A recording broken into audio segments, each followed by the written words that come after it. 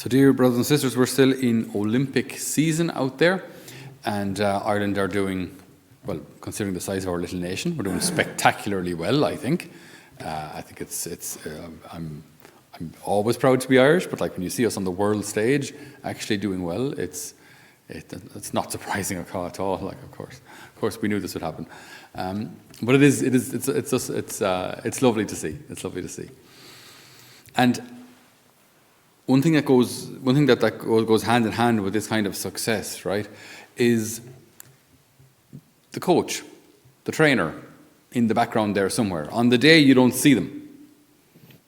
Often in interviews afterwards, the athletes will talk about their coach, their mentor, maybe even if you're from America, the whole team that's behind them, and their counselor and psychologist and nutritionist and hairstylist and fitness and recovery and dietitian and the whole lot. There's a whole team behind these people.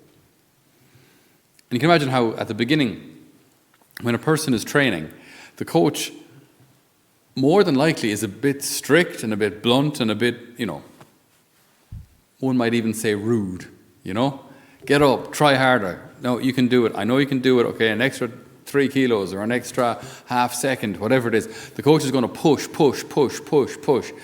And then if the athlete is skipping training, they're going to get eaten. They will be told off in no uncertain terms. You start missing training, you don't deserve a medal. There's the door. There's going to be very, very blunt consequences to not turning up for training. But a point will come where the coach will say, where the athlete then, after they're qualifying and doing well in the regionals or the nationals or whatever it is, and they've qualified, I'm sure the coach would say to them, as the athlete is looking to the coach for advice or for encouragement, the coach will say, "You've done your training. Go do it.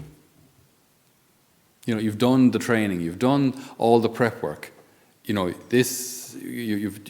taken your nutrition and your rest and your training and everything that needs to be done is done. Okay? You don't need advice now. Just go do it. You can do this. I'm not going to be roaring, faster, slower, quicker, pace yourself, plan. You can do this. Use your training." And in our spiritual life, in our life with Christ, I think it's kind of similar. There's usually a honeymoon period when we convert. It's like the first time you win a under 10 county medal or something. You're absolutely delighted with yourself. But then there's a time in your kind of teens, 20s, where we're going to struggle with the Lord, honestly. Struggle with that kind of typical rebellious phase that we have. It's the faith of my parents, but it's not my faith. Why do my parents, force me to pray the rosary? Why are they dragging me along to knock, kicking and screaming? And, why do we have to pray grace before meals? My friends are visiting. It's kind of embarrassing. All that kind of thing. And we kind of struggle with the Lord then, because then, your intellect starts to develop and you're looking at the world going, hang on, there's so much evil in this world. I thought God was powerful. If God is powerful, why is he not intervening? Why is he not helping here? And we can struggle then with maybe in the 30s, 40s, with knowing people who became ill and maybe died, grandparents or whoever.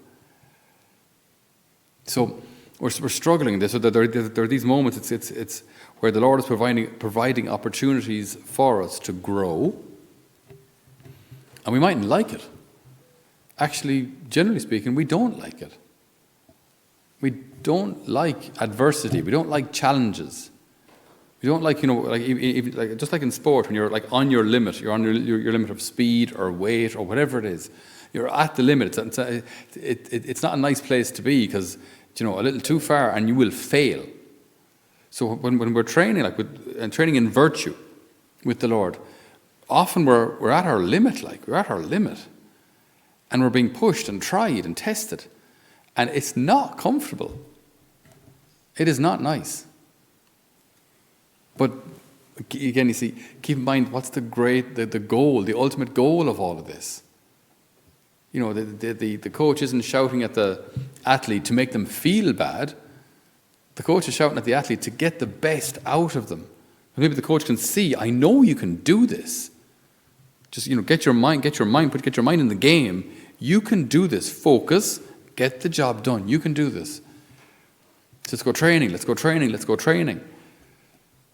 And little by little, you grow in confidence, you grow in ability. In spiritual life, we grow in virtue. We grow in faith. We grow in the ability to pray. We grow in the ability to praise amidst adversity, to choose joy, even in times of grief.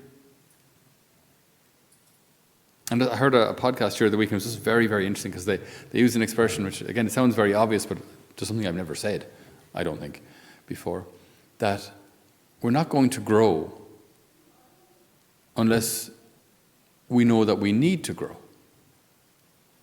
Growth isn't going to happen by accident. As was typical in Irish culture, what does it mean to be Catholic? Well, it means go to Sunday Mass. Anything else? No, unless you want to be a holy Joe. And heaven forbid you'd be a holy Joe. That's the worst thing in the world, apparently. So like going to Mass, that was all that was expected of us. Anything else was exaggerated. So what kind of spiritual growth does this bring about? Practically none. Practically none. Because we're not trying to grow. I go to Mass. Done. It's like saying, I turn up for training. I don't actually have to run, but I've turned up done. This is as fast as I'm going to get. No, you have to actually train. You have to actually get out there on the pitch and puck a ball. You have to actually get on the track and do a few laps. Don't just turn up. So in our faith, just turning up, it's a good start, yeah, we need to be here. But what's going on in here? If I'm not trying to grow, growth will not happen by accident. If I'm not trying to deepen my relationship with the Lord, the chances are it won't get any deeper. And I might look back and think, bless, my prayer life hasn't changed in 30, 40 years. That can happen. It can happen very, very easily. Very, very easily. So the Lord is trying to train us to grow and to deepen in our knowledge of Him. To grow or deepen in any particular virtue that you might struggle with. Generosity or pride or the opposite of pride, grow in the virtue of humility. But it's training. But then the time will come when when those opportunities to grow in virtue will cease. And the Lord will say, remember your training. Go do it. Try to live like a saint. Try to forgive the other. Always lift up the other, even when you feel pushed down. Always thank the other, even when you feel taken for granted. Always choose to see the positive, even though we're surrounded by a lot of problems. The Lord gives us opportunities every single day. And He's a good coach, but He's not shouting at us. He's not roaring insults at us. He's like a father standing on the sidelines, encouraging his son, encouraging his daughter, and loving them regardless of the outcome. But this isn't a game. Life is way more important than the Olympics. Virtue, our hearts, are way more important than any Olympic gold. Because all that glory and prestige of the Olympics, wonderful and all as those athletes are, all that passes. If we allow the Lord to prune our hearts and form our hearts, and we can become images of our divine Creator, that's far more valuable than any trophy, than any medal hanging in any wardrobe or press. But this life is training us. And training can be hard. I mean, you see these world-class athletes, these who've done nothing else, but honestly, nothing else for the last 4 or 8 years, than swing off bars or swing off pommel horses. Honestly, like all day, that's what you do for 3-4 hours. Then the rest of it's weight training and whatever else, nutrition and rest. And then back the following day, 3 or 4 more hours on the rings and on the bars. And on occasion, these athletes competing in those events will actually fall.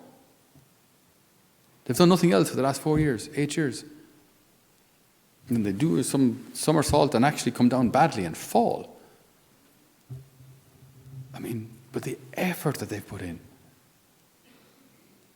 What's different with us is that in the spiritual life, when we're doing what the Lord is asking us to do, as long as we're trying, the falls don't actually matter. There's one very famous athlete, Simone Biles. She's an American gymnast, and she's absolutely stellar. She won every event she competed in these, more or less, in these Olympics. And she tried. There's a maneuver. It's a very, very complicated maneuver that you do off a vault. So you run, you bounce, you flip, and I think it's the It's named after an athlete. Named after a gymnast from Fado. But that move is, the reason it's named after that particular gymnast is because it was her signature move. But she, even though she invented the move, she never actually used it in competition because it was too difficult. But the move is named after her. Simone Biles uses it all the time. And on one occasion, she came down fairly badly, took a huge step back. On another occasion, she actually fell, but still scored more points than everyone else because no one else tries that maneuver. So you get so many points for even the attempt that you'll annihilate the opposition even if you fail. And that's how I think, that's how I kind of see this life. What the Lord is asking us to do is hard. Becoming a saint is hard. Overcoming your own desire for justice, overcoming your own desire to be lauded or applauded or held in esteem, overcoming your own desire just for revenge, whatever it might be, overcoming these things, overcoming the desire to blame everyone else for your problems, overcoming those desires, that's not easy. It's not easy, but we try, and that's the difference. With the Lord's grace, like we try, and if we fail, it's like Simone Biles doing something exceptionally complicated. Even if we fail, we still qualify. We still might even get a medal because what we're trying is so difficult. So every day, dear brothers and sisters, we have the opportunity to grow, and it's a beautiful thing. It doesn't matter what age we are. All of us will be afforded opportunities to grow in virtue. And we ask the Lord today that we can avail of them all, that we can recognize them and say, Lord, this is it. Yeah, this is you training me now to be patient. This is you training me to be forgiving. This is you training me to have self-control. Okay, I see it. Now help me to follow through. Help me not to miss a training session. Help me to grow. Help me to qualify.